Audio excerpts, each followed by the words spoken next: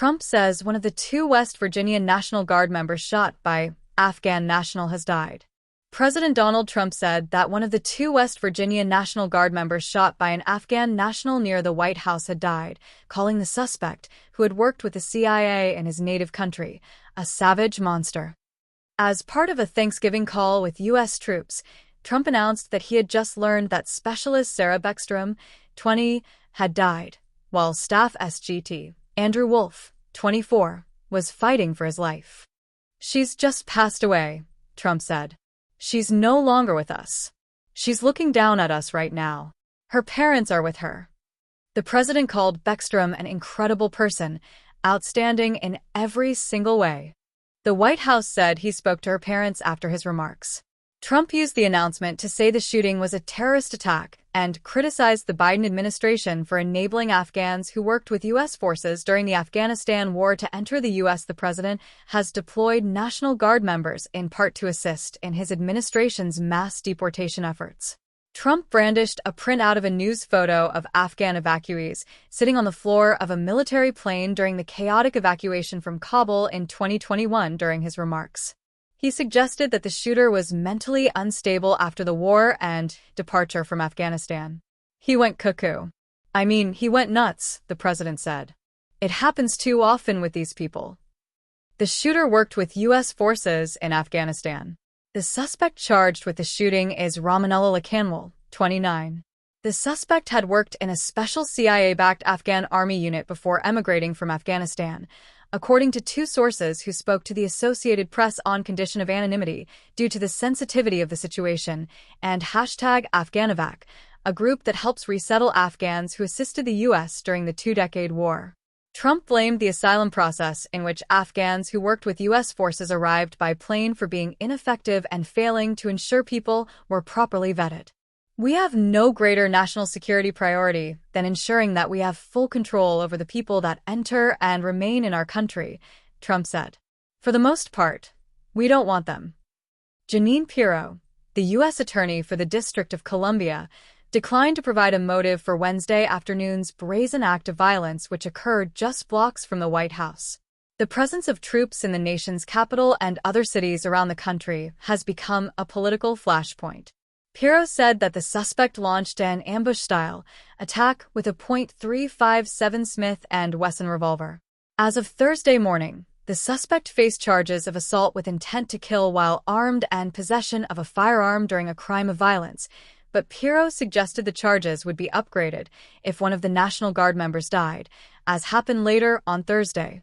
The rare shooting of National Guard members on American soil comes amid court fights and a broader public policy debate about the Trump administration's use of the military to combat what officials cast as an out-of-control crime problem. Trump issued an emergency order in August that federalized the D.C. police force and sent in National Guard troops. The order expired a month later, but the troops have remained in the city, where nearly 2,200 troops currently are assigned, according to the government's latest update. The Guard members have patrolled neighborhoods, train stations, and other locations, participated in highway checkpoints, and been assigned to pick up trash and guard sports events. The Trump administration quickly ordered 500 more National Guard members to Washington following Wednesday's shooting. The suspect also was shot and had wounds that were not believed to be life-threatening, according to a law enforcement official who is not authorized to discuss the matter publicly and spoke to AP on condition of anonymity. Shooting raises questions about legacy of Afghanistan war. A resident of the eastern Afghan province of Khost who identified himself as Lakanwal's cousin said Lakanwal was originally from the province and that he and his brother had worked in a special Afghan army unit known as 0 Units in the southern province of Kandahar. A former official from the unit, who spoke on condition of anonymity because of the sensitivity of the situation, said Lakanwal was a team leader and his brother was a platoon leader. The cousin spoke to the Associated Press on condition of anonymity for fear of reprisals. He said Lakanwal had started out working as a security guard for the unit in 2012 and was later promoted to become a team leader and a GPS specialist. Kandahar is in the Taliban heartland of the country. It saw fierce fighting between the Taliban and NATO forces after the U.S.-led invasion in 2001 following the al-Qaeda attacks on September 11. The CIA relied on Afghan staff for translation, administrative, and frontline fighting with their own paramilitary officers in the war. 0 units were paramilitary units manned by Afghans but backed by the CIA, and also served in frontline fighting with CIA paramilitary officers. Activists had attributed abuses to the units. They played a key role in the chaotic U.S. withdrawal from the country, providing security around Kabul International Airport as the Americans, and withdrew from the country. CIA Director John Ratcliffe said in a statement that LeCamel's relationship with the U.S. government ended shortly following the chaotic evacuation of U.S. service members from Afghanistan. LeCamel entered the U.S. in 2021 through Operation Allies Welcome, a Biden administration program that evacuated and resettled tens of thousands of Afghans after the U.S. withdrawal from the country, officials said. LeCamel applied for asylum during the Biden administration, but his asylum was approved under the Trump administration, #AfghanoVac said in a statement. The initiative brought roughly 76,000 people to the U.S., many of whom had worked alongside U.S. troops and diplomats as interpreters and translators. It has since faced intense scrutiny from Trump and others over allegations of gaps in the vetting process, even as advocates say there was extensive vetting and the program offered a lifeline to people at risk of Taliban reprisals.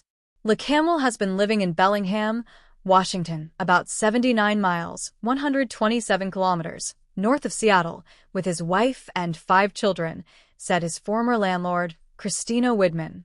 On Wednesday night, Trump called for the reinvestigation of all Afghan refugees who had entered under the Biden administration.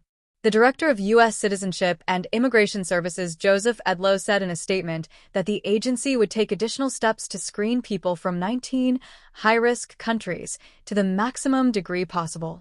Edlow didn't name the countries. But in June, the administration banned travel to the U.S. by citizens of 12 countries and restricted access from 7 others, citing national security concerns.